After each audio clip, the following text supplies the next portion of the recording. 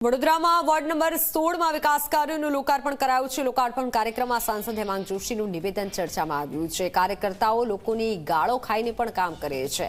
કાર્યકર્તાઓ અધિકારીઓ સાથે પણ ગાળાગાળી કરી લેતા હોય છે। આવું કરવા પાછળ લોકોનું હિત જ છે। કાર્યક્રમ દરમિયાનના નિવેદનનો હવે વિડીયો વાયરલ થયો છે, નિવેદન વાયરલ થયું છે।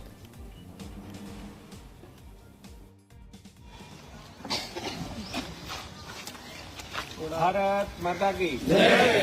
भारत माता की जय। नमः पार्वती पते।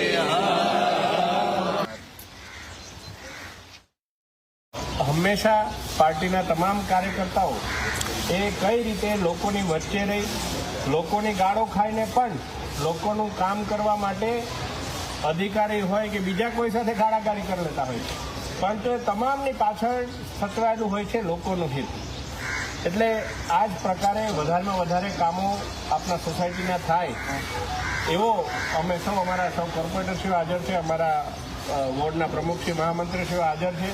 એ સૌની હાજરીમાં હું આપ સૌને આ બાબતની ખાતરી આપું છું।